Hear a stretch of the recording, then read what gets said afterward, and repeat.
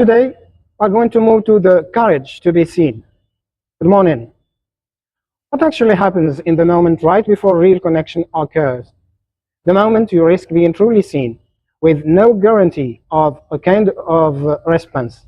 Brené Brown, a social work researcher who had studied shame for nearly a decade, published Daring Creatively in 2012 after a recorded talk about her research went unexpectedly viral.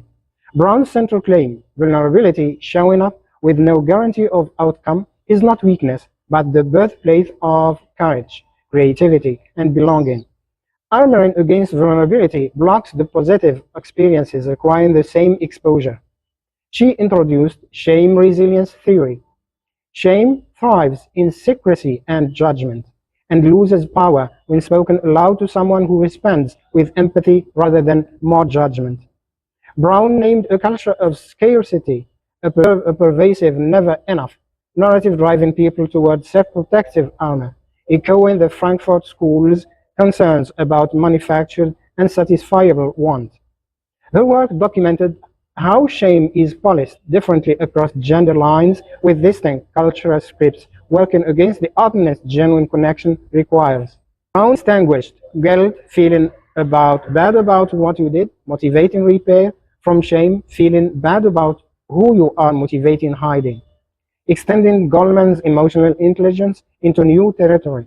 This connects directly to Neff's self-compassion. Both propose the antidote to self-directed harshness is meeting imperfection with connection rather than isolation.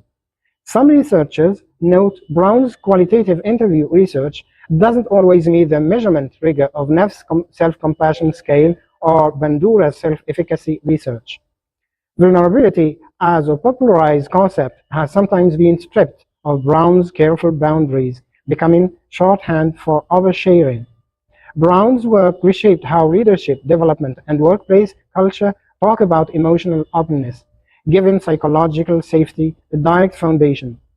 In an environment of permanently researchable judgmental audiences, bodies' contexts collapse.